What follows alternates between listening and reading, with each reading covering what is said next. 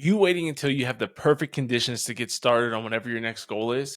Because if so, that's a great way to waste your potential in most of your life. The reality is, it's so tempting for almost each and every one of us to do this, whether it's a new business idea that you have, or it's getting back into shape, or it's going back to confession and getting your spiritual life in order. It's so tempting to say, well, once I get through this busy season, once this period of my life is over, once summer begins, then it's easier to say, oh, I'm going to get started then. I have confidence in myself that once this major obstacle is out of the way, then I'm going to get started. I'm going to gain momentum. I'm going to keep it. I'm going to get shredded for summer next year, but we'll just let the rest of this summer go because it's already started. I got a lot going on. There's lots of weddings to get to. And so I don't need to pressure myself to begin now. I've experienced this countless times in my own life, whether again, it's going back to confession and getting back on the spiritual path that Jesus has set me on, or it's getting back into shape countless times after I've torn my Achilles, after I've gained weight, lost weight, gained weight, lost weight. After getting out of the army, I really struggled to deal with the fact that I wasn't in the same shape and physical fitness level that I was at while I was on active duty. I also experienced this temptation when starting a podcast and starting a YouTube channel and posting on social media and trying to write more frequently. It's tempting to do this in relationships, to say I'm going to be a better friend. I'm going to be a more present husband and father. It's so tempting to do that, to say I'm going to be a present husband and father once we hit this threshold. Once I hit this income level, then I'm going to start trying to be a better father. Then I'm going to start being more active in the life of my family. But that's not how life actually works. I am constantly reminding myself that life is always happening. There is no perfect time. People often have this joke that there's no good time to get a dog. There's no good time to have a child. This is right. This is the right way to think of it, is that there's never going to be this perfect ideal time, this lull, this perfect year in your life wherein you're perfectly capable and feeling very, very ready and able to handle the life-changing event that is having a child, or even to a much lesser scale, but still pretty impactful event of getting a dog. I remember getting our puppy and realizing, I was like, wow, we're planning a wedding. We were planning to get married. I was living by myself at the time, and we had about 4 months until our wedding, but I had started a new job that year. We had moved to Denver that year. And so a lot was kind of up in the air and in transition. And here we throw this puppy into the mix. And yes, reality is that sometimes are easier than others. I probably, looking back, would have done it in the springtime instead of going into wintertime for the middle of the night potty training outings that we would have. But the fact still remains the same, that when you're getting up at 2:00 in the morning to go downstairs and then go down another 2 flights of stairs to take your dog out, you realize that it's just a massive inconvenience. There's never going to be a good time to have an inconvenience that large. The same thing goes for most of the greatest things in life. If your goal is to have children, you'll realize there's never this perfect year or several years to have a child. In fact, the best time to have a child physically is usually the worst time in your life to have a child. Sure, there's part of me that wishes I could postpone having children until I was in my 40s or 50s, but the reality is that the best time to have children, for the sake of having children, having an actual relationship with them, having them be around when I'm older, having the hopes of having grandchildren, having the energy to run around with my 2-year-old son now, is to have a child in my late 20s, early 30s, throughout my 30s. But it's true that professionally, this would be the best time of my life. The level of maturity that I'm at now, the resources that I have now, the knowledge and wisdom that I have now, that if I could solely focus on this, I think I could make a lot of money. I think I could be really successful. But I do have to balance my desire, my ambition, my desire to provide for my family, my desire to be financially and professionally successful with the fact that I want to be successful at home as well. G.K. Chesterton once said that anything worth doing is worth doing badly. Anything worth doing is worth doing badly. And I think this rings so true to what we're talking about here today, is this fact that even if you can't go fully perfect, even if you feel like it's not the perfect time, you're not going to be able to fully give yourself to the thing. Yes, there's times and extremes where that might be the case. If you are working in some type of career, you devoted yourself to something where you have no time for a child or no time for a spouse, then maybe it's not the right time in your life to get married. This isn't a free will to go and do anything you want whenever you want to do it. But there's a reality that if there's something that's been on your heart and you've been procrastinating on it, something like going back to the gym, getting back into your prayer life, trying to reestablish your dating life or your social life in general, and you've been waiting and feeling the call, feeling the tug to do these things, but you're waiting for that perfect time, this is a sign for you to know that the perfect time will never come.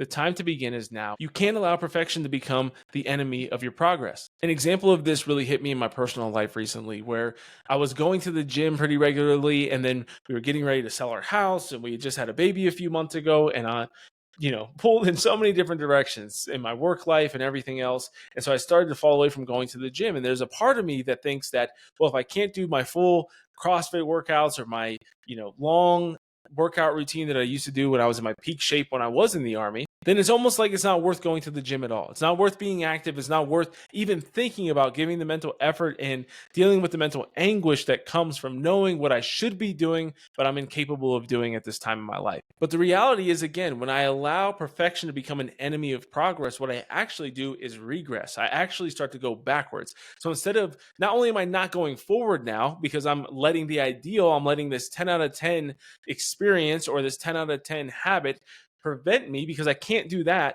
prevent me from doing a 5 out of 10 or a 6 out of 10, something like going on a daily walk. And so recently this hit me because I was in this mode where I was struggling with this when it came to my physical fitness and health.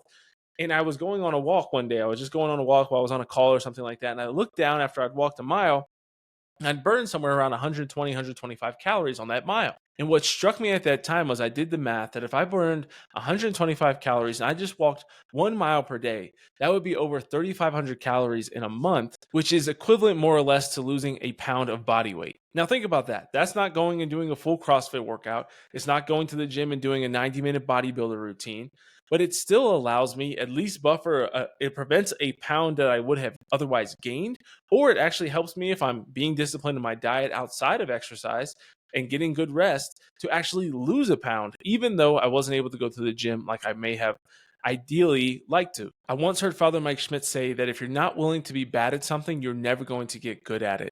And this is so true across so many domains and areas of our lives. This is why people don't want to go into sales. This is why people don't want to switch their careers. This is why people don't start their side hustle or their hobby or their passion project that they want to start. This is why people are intimidated about getting in the gym when they've never really worked out before. It's why so many people are unwilling to go and sit down for 15 minutes of silence as they start to build a prayer life and a prayer routine. It's why so few Christians are willing to actually have hard conversations and evangelize the world, their friends, their family. If you're not willing to be bad at something, you're never going to be good at it. We all have to go through a phase of being really bad at whatever it is we're doing before we're going to get to that level of mastery. And there's something about being childlike, which Christ challenges us and encourages us to do, to be childlike, not childish, but childlike, that really helps with this, because I see it in my 2-year-old son. He is constantly learning and trying new things. We're golfing, we're playing baseball, we're playing basketball together, all kinds of sports. He loves playing hockey, catching the football, and he's really bad at catching. He's really bad at a lot of aspects of it, but he's 2 years old. So it doesn't bother him. He doesn't mind that he's bad at it because he recognizes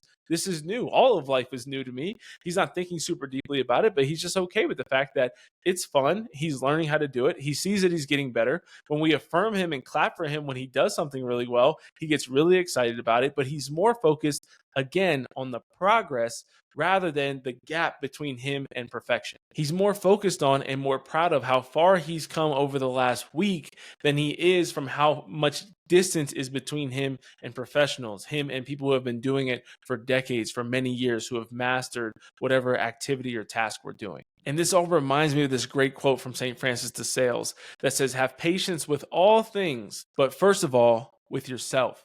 You have to be patient with yourself. And that can feel soft and touchy-feely and all these things.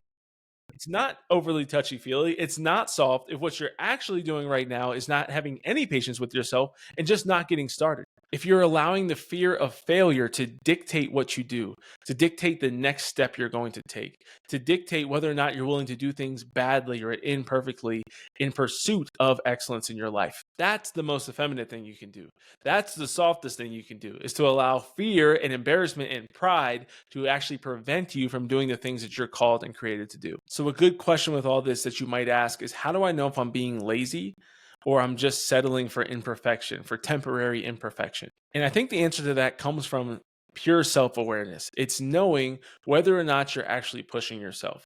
An example I like to give to this is in the weight room. So if I'm benching with somebody who's twice as strong as me, yes, they might be benching 315 on barbell on flat bench, and maybe I'm only benching 185, 165, 155, let's say. So you got a 45 on each side and a 10 on each side. And so I'm doing 155, he's doing 315. And I know within myself, just from knowing my body, and this comes from working out, you don't really know as well the first time what it really feels like to be fully exerting yourself. But over time through exercise, you get a good feeling when you're really pushing yourself. And so I know for myself, am I actually working hard? Am I actually at my max, or am I just kind of coasting through this workout? No matter how strong you are, there's some amount of weight that you can very easily do. And there's some amount of weight that's going to really be a struggle. You're going to be really getting to the point where you need a spotter. Not it's nice to have, you need to have them. And that's the amount of weight you want to be doing. I always say, if you're doing 3 sets, 4 sets of a certain weight, then you should be kind of burning out, especially in the last 1 or 2 sets. By the time that you get to the 8th, 9th, 10th rep, you want to be burning out a little bit. That's how you know you're kind of in that sweet spot of right where you should be training. But a lot of times you train with people who are kind of lazy, and you'll see them get on there, and it would be the equivalent of me getting on and benching 95 pounds, and you just see me knock out 3 sets of 10. I'm not breaking a sweat. I'm not struggling. I'm not anything. That's when I know that I'm being lazy, because I'm not struggling towards the end of it. The same thing can go with my example earlier of doing a full body builder workout or just going on a mile walk. There's days like I'm kind of having one of those days today where my schedule gets all tossed up. I'm getting wrecked. I'm all over the place. And maybe me just taking 20 minutes after recording this, it's the evening time. We're tired. We're exhausted. And after dinner, my wife and I say, okay, let's go for a mile walk together. That maybe that is a good experience. That is a good standard of excellence as a stretching experience, because it's so easy to not do it.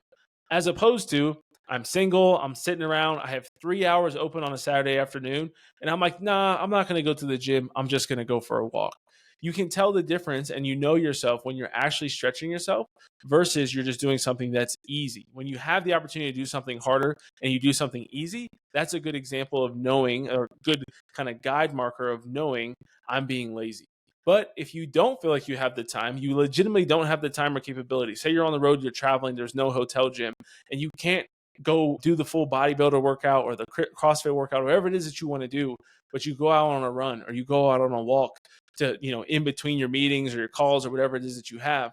That's when you know that you're at least pushing yourself. You're at least, instead of going back and taking a nap or scrolling on your phone, you're getting up and you're going on a walk. You're doing something that would have been very easy not to do, and that is kind of at around the limit of what you were capable of doing at that time. Another question you might ask is, what if I keep failing after taking these small steps? I never seem to progress forward. Well, that's when you need to have better systems in your life where you can actually audit your time, you can audit your finances, you can have a better awareness of what is actually preventing me from taking this next step.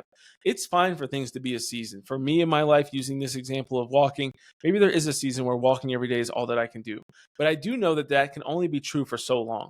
There has to be a time once we get the house on the market, once we sell the house, once we move, whatever it might be, where it's like, this time I need to go back to the gym. And you can even set that date in your calendar. You can set a reminder on your phone to ping you on that date. Or if you have a coach or accountability partner, or a good friend or a good spouse that can remind you, this is the day where we're going to get back on the boat. We're going to get back on the path of doing the thing that's leading us to excellence, not just settling for the imperfection but slow progress that we've been doing for the last however long that you've been doing it. And then lastly, how do you stay motivated when progress is slow or maybe even unnoticeable? So you've been walking, you've been doing your thing, but you're really struggling. You're not seeing the weight loss. You're not seeing the gains that you want to see, and you're kind of getting discouraged with it. This is where I think the Christian worldview is so important when it comes to living an excellent life, because this is what almost all of life looks like. You are constantly just chipping away a little bit of yourself, a little bit of your imperfections, a little bit of your vice, day by day, trying to get 1% better over time. And the reality is that it takes a lot of time. It always takes longer and is going to be harder than you think it's going to be. That's true for a side hustle you're trying to build. It's true for your career. It's true for making money. It's true for developing a strong marriage.